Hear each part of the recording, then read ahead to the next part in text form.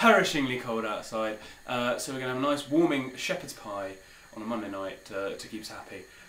So to start off, we want to cook our vegetables. We've got about 2 celery sticks finely chopped, a carrot hidden under here, and no, 4 carrots even, and an onion finely chopped again, and then some chopped parsley and rosemary, and then it goes into some bit of oil and butter. That's our base for the shepherd's pie.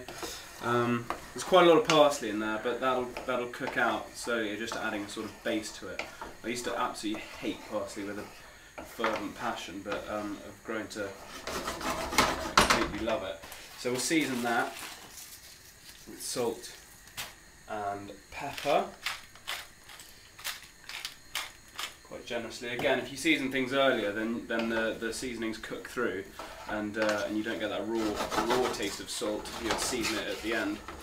Okay, so that's over sort of medium to low heat, and I'm going to leave that with the lid on for about 15 minutes until it's softened, 10 to 15 minutes until it's nice and soft.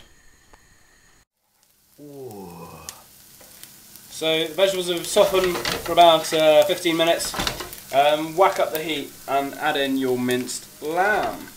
It's about 500 grams. This is for 4 of us. Well, I'm taking the paper off. Yeah, it's always you don't really want a bit of paper in your shepherd's pie. So you want to stir this around. Break up with a fork if you want, but it will break up for a couple of minutes over a high heat, and that just gets a bit of colour on the meat. Obviously, gets it cooking, gets it going, and then we'll add about 200 ml of red wine to that. Before we add the wine, I'm just going to add in about a tablespoon of tomato puree, and this sort of gives it a nice, just sweetens it up a bit, and then in goes. It's all right, just. Yeah, about a sort of large glass of wine. And as you would with a bolognese, you want to, before adding any stock, I just want to reduce this all down so there's no liquid left, and then add probably a pint of stock.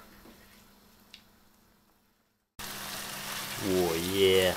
Yeah, so all the wine's reduced off now, alcohol cooked away, and just left with that essence of Tempranillo, as is the case in there. And then we've got a pint of chicken stock here. Or you could use lamb stock, and that will just bubble away for half an hour, 40 minutes over a medium to low heat until the liquid has reduced. And then we've got our potatoes going here, so I'll mash those and join us at that juncture. So it's been simmering away for about 40 minutes. It's nicely reduced, as you can see, and the flavours will infuse. Give it a little taste. Yeah, I mean, I've seasoned this quite a lot already, but it does need some seasoning. Possibly because it's supermarket lamb, I'm sure that doesn't help. But in it goes. Okay, now we have our dish ready, and I'm not sure if it's going to be big enough, but we'll see. Let's just tip it.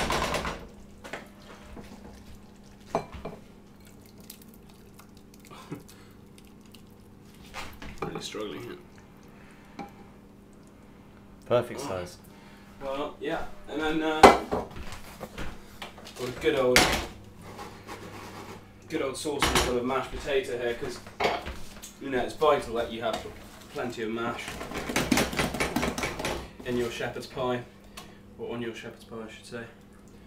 And if you want to fancy it up a bit, you can pipe it onto with a piping bag, or cut a hole in the corner of a sort of freezer bag. Whack it in there and squeeze it out. But I can't really bother to do that. And it's purely aesthetic, that sort of thing. So it's, you know, if you're serving it up for a smart dinner party, then go for it. And your guests will be flabbergasted. So we're just going to put this mash on.